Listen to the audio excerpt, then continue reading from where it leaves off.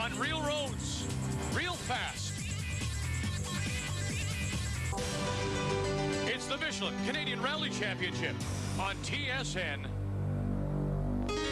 And as the championship enters its second half, all the top teams have come to Quebec's beautiful Gaspé region, to the little town of New Richmond. Now, Toronto may have the Molson Indy, but for 20 years in the Gaspé, July means the Baies Rally. The event attracts spectators by the thousands. Most manufacturers are here as they chase points in the various classes. It'll be a tough two-day rally, and Paul Chater, only the strongest will survive. And it is a team effort, Vic. The co-drivers always play a critical role, but perhaps even more so this weekend. On some special stages, there are more than 50 instructions. An accurate rally odometer is essential, and a reliable intercom to allow the driver and the navigator to talk to each other over the racket of engine noise and flying rocks. Welcome to the beautiful Gaspé, the town of New Richmond, Quebec, as TSN presents the Michelin Baies Rally. And today's rally is brought to you by Michelin, because so much is riding on your tires. Oh, Paul, this is something the drivers probably don't want to see. Heavy rain just before the start, and this will make the roads a little muddy. And more than just a little slippery, and tire choice becomes critical. Selçuk Karamanoglu, the former Turkish rally championship co-driver Tony Lamino starting the rally. They were the winners here a year ago. They are currently fourth in the Canadian Championship, and they were fastest on the first two stages. You can see how slippery the roads are. There's just enough water on them to make it like driving on ice. But he's the four-wheel drive, perfect for these conditions. He does a little pendulum before going into this tight turn. They're already digging up that corner. It's going to be tough on the drivers behind him. Interesting as well to note the line he's taking. He's looking for some tri-gravel for some traction on all this mud. Through the finish control, hard on the brakes. This can only be one car, that of the defending Canadian Rally champion. He's leading again this year. 2 wins, a second and a fourth so far. Carl Merrill of the United States and his co-driver, Lance Smith. This car, the Ford Escort, is a four-wheel bomb. Certainly is, Vic. More than 400 horsepower. Carl Merrill, experienced driver, came into this event 25 points in the lead, but sometimes just the smallest things. He hits a culvert, breaks the left tie rod, the car goes straight off the road, and he's out of the rally. Just like that, the leader is gone. Tom McGeer, John Belfler McGeer, 3-time national driving champion, and his factory-sponsored Subaru. And he's got Sean Belfler sitting in the right seat. He's probably the most experienced co-driver in the business. He's been with some of the greatest drivers ever in Canadian rallying, going back as far as the 70s. They were second by 6 seconds behind Karamanoglu through this stage. It was a slow start for this Subaru team, but McGeer seems to be getting it together. He's found the speed with the car, and he's found the reliability, which he had problems with at the beginning of the season. Now, as that turn gets more chewed up, will it become easier to get up? You'll have traction, or will it be more difficult? It's going to be more difficult. Eventually, it'll be like trying to get some traction in sand. Always great crowds on hand in the town of New Richmond for the Baies Chaleurs.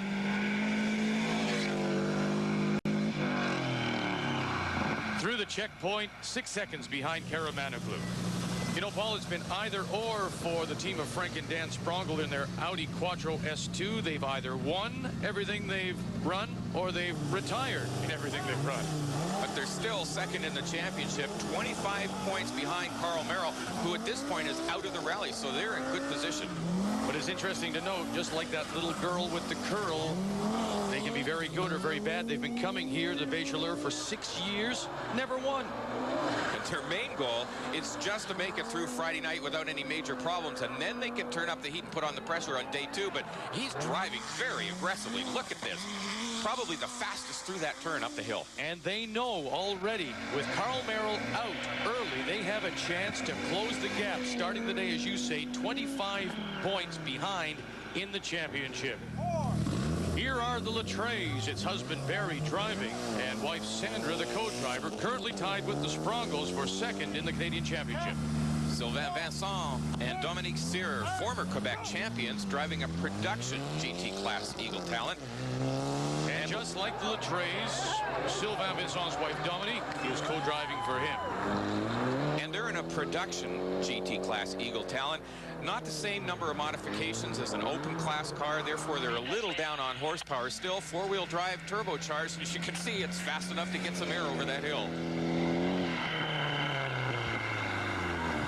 An east-west combination now from Calgary, driver Jorge Dascolas, and from Montreal, Steve Walkington in their Eagle.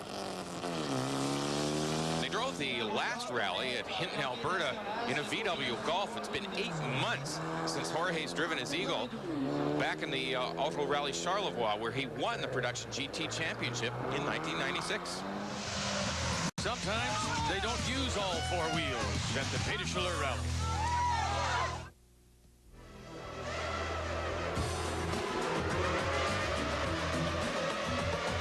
You're on that edge and you're driving, and you can feel that the car is just becoming light.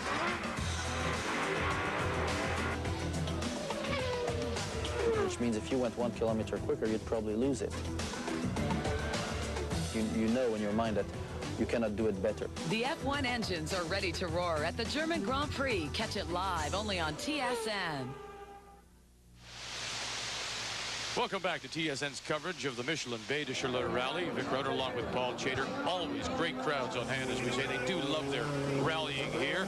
Jonathan Nichols, Mike Koch, always impressive in their front-wheel drive Golf GTI. And they're running in Group 2, which is a category for two-wheel drive cars, and they're remarkably quick in a two-wheel drive car. Now, the difference for them driving with two-wheel drive as compared to four, difference in line, difference in technique, and difference in traction. We can see how he came through that corner just a little slower, getting up the hill through the sand. Now, front-wheel drive, he's bound to lose the rear end a little bit. How is he going to handle that? Well, with four-wheel drive, rear-wheel drive, they can use the power to kick the tail out. He's got to use the brakes by planting his left foot on the brake and keeping his right foot smack down on the throttle. The main competition for the VW expected from Pelle Eriksson in this rear-drive Volvo, but it's now a one-wheel drive Volvo. And hey, try Michelin's next time. He's going to have difficulty getting up the hill. He will eventually back up and have a little better run at it. But at this point in a rally, it's always better to keep going on a flat than to take the time to stop and change it. As we say, they love their rallying here at the Baies de Chaleurs, and the local drivers always put on a great show. This is Racine and Pichet in their Honda. Should have a net strung behind that to catch the parts. Now, sometimes you want to try a little bit too hard. Cormier and Henderson. Fans love it. Look out. He kept on the brakes and just went straight off the road. That car's finished. Cyr and Arsenault in their Mazda RX-7.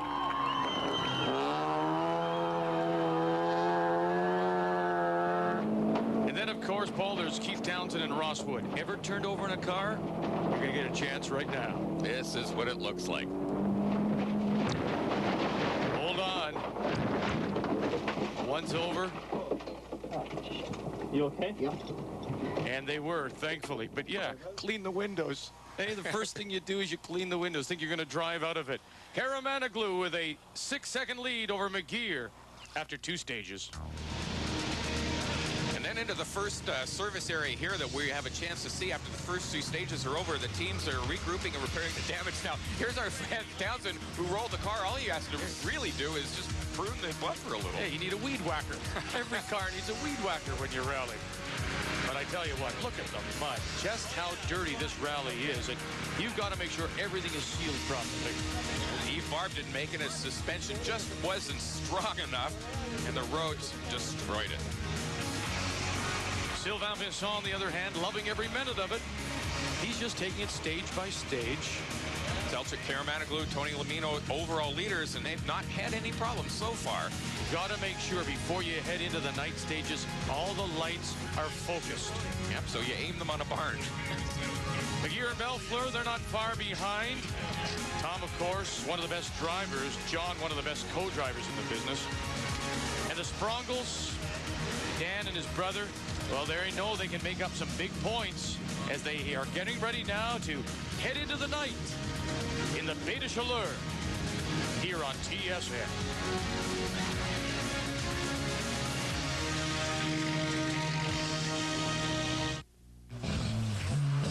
Welcome back to TSN's coverage of the Michelin Baies de Chaleurs Rally. Your current leader by 6 seconds as we begin stage 5 does not sound healthy. Selçuk Karamanoglu.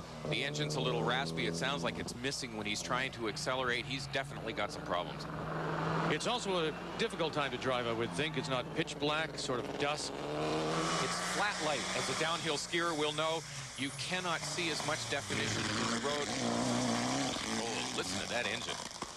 Oh, call the doctor. He's got a bad cough. As we ride along now with McGeer and Belfleur, tied with the Sprongles coming into this 5th stage.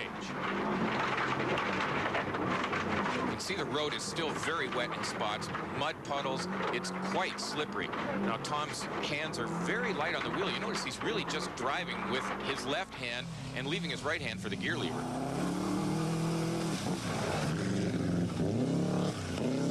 An altogether different sounding McGeer as compared to Karamanoglu.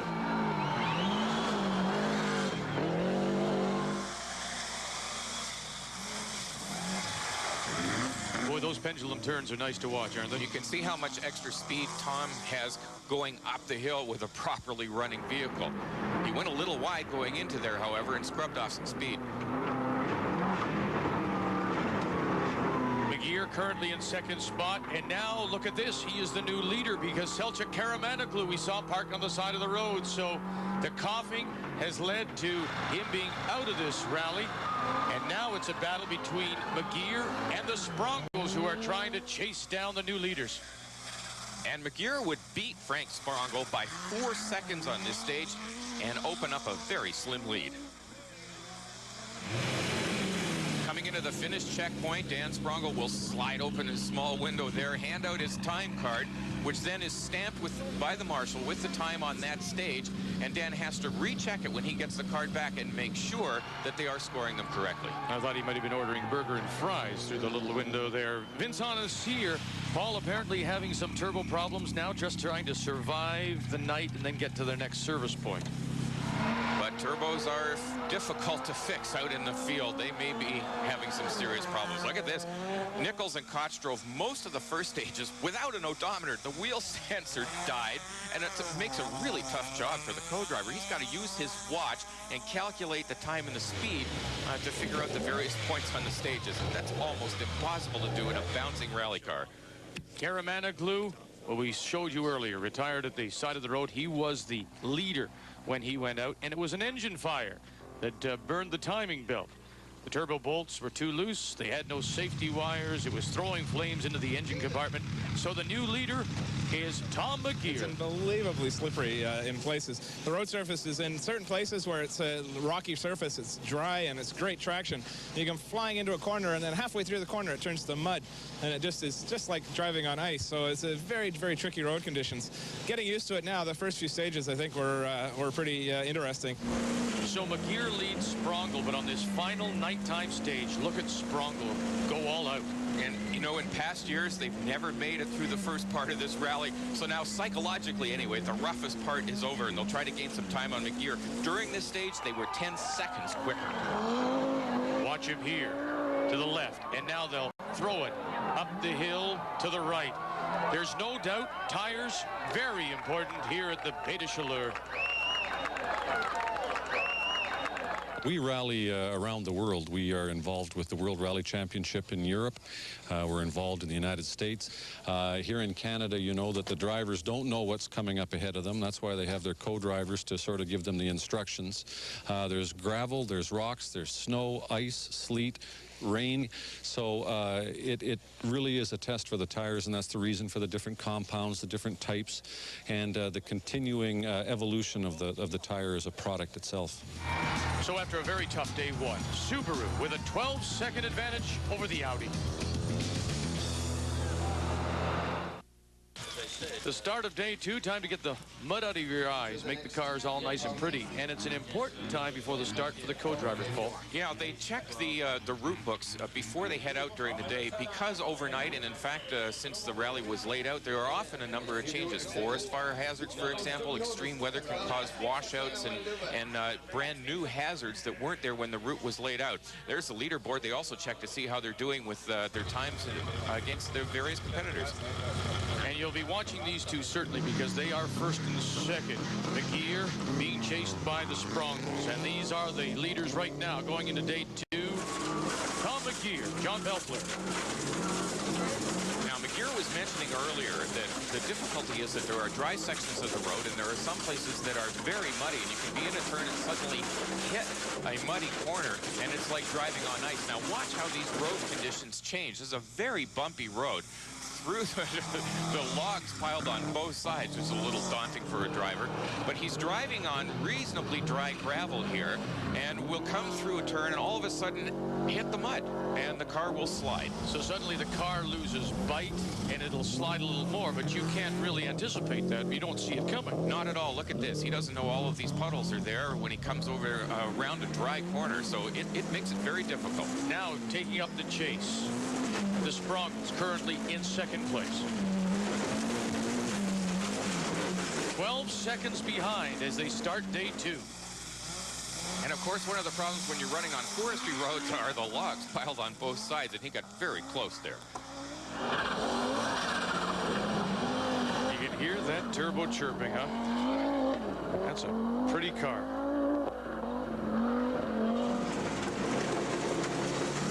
Watch here, another problem of driving on roads when there are puddles that have been laid down overnight.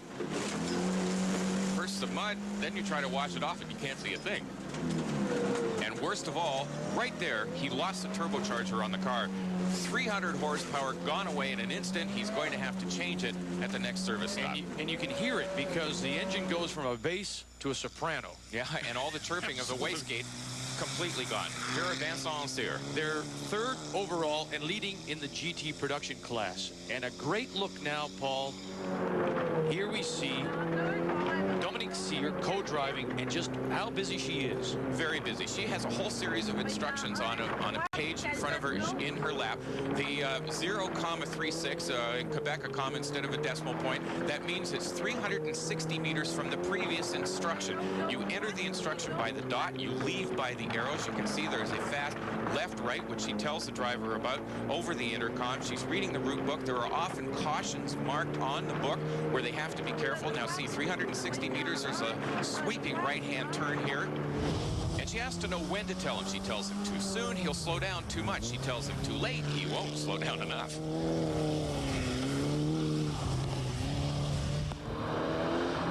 Jorge Dascolas, Steve Walkington, they're having a good run as well. 4th overall, currently 2nd in GT behind Vincent Cyr. And you can see how starting farther down the order, they're getting a very chewed up road. But these are your leaders, McGeer and Belfler. Watch, over the crest, straight on, and roll right over it. Now, Tom's not going to worry about cleaning the windshield here, but he is going to try to restart the car. Now imagine this, you've rolled it, you've turned it turtle, you've landed on 4 wheels, and he's in a farmer's field, like he's rolled it right over the fence. Now he can't just hop back over the fence, he's got to drive his way out. He's got to find a route out of here, and he finds it through the spectators' cars that are parked on a side road.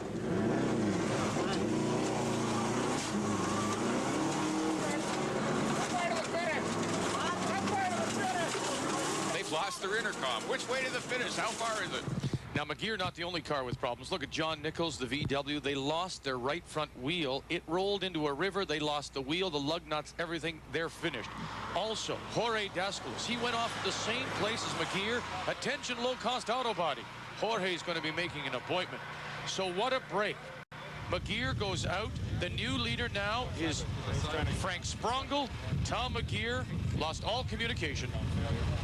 Unfortunately, the intercom let go right at a bad time. I missed the instruction. Turned out it was a triple caution over the crest, and I should have been a lot slower. So off we went, and Now, the car's fine. We rolled, landed on our wheels, as you can see, probably from the in-car, and we had to get out of the field, so we did a little bit of dirt roading across the field, and then got going. But the tire was flat, and the right front was pushed back a bit, so unfortunately it just ripped off the brake, the drive shaft, and everything else, and finally ended up stopping. So that's it for our race. Boy, what a rally so far. First Carl Merrill, then Selçuk Karamanoglu, now Tom McGeer. The Sprongles are leading by nearly 6 minutes. They lead by nearly 6 minutes, the Sprongles, on this second day of the Baies de Chaleurs rally. But that turbo problem, 300 horsepower, they haven't got, and so that 6 minutes would quickly disappear. It would over the course of a rally, so they have to change it, which Frank did at the next service stop. Now, they may be leading, as Paul suggests, but at this service, the quickest team right now are the Latrays, Barry and Sandra. Sandra always pushes me. Her job is probably more important than mine. One wrong call on her part and we're off the road. Some of these triple cautions that they have at over crest T lefts, and you're entering them in third gear, you know, flat out, and it's just brake, brake, brake. And if you don't get it called early enough, like a tenth of a second too late, and you don't make it. But that comes with being a long-time team, that she knows when I need the information. And but yeah, I couldn't have done this today without her. It's unbelievable. But the key is the fact that they, the Sprongles, have their turbo back now. So you would think if they don't make a big mistake, and we've seen plenty, the Sprongles should be able to hold on here. They should, and Frank is really pushing this car hard through the turns. It's interesting to note that this car, without its turbocharger, has about the same amount of horsepower as a Honda Accord. You add 300 horsepower to it with the turbocharger, look at the result. And remember, too, they've had lots of bad luck here at the Baies de Chaleurs. They have never, ever finished, and now they're leading with several of the top contenders out of the rally. They may just break their 7-year chase. Oh, goodness, as he got a little sideways and then straightened it up on landing. It's a long stage. It's 22 kilometers. And it's fast. Always remarkable to see those people standing so close to the edge of the road.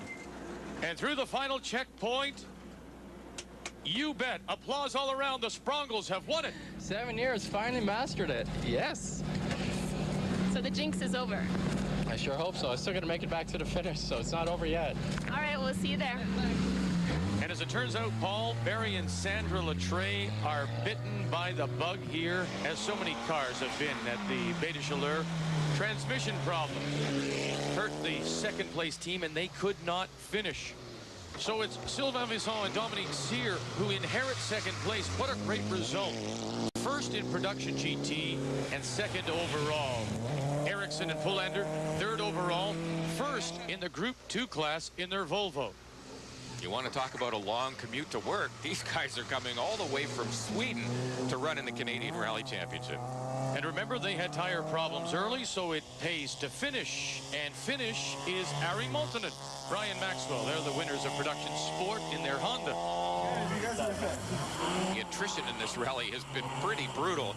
And the winners of Production Sport will finish 4th overall in a virtually stock car. In the Production 1750 class, the winners, Marc Racine and Luc Bichet. Now this, oh goodness, out of control VW belongs to the team of Steben and LeBlanc. Just trying a little too hard, the rookie driver. Another angle on the shot. The spectators all enjoying it, but rushing in to help. And you know, you see this so often. The fans will join in and get him back. And if he can drive it, they'll get him there. Look at this.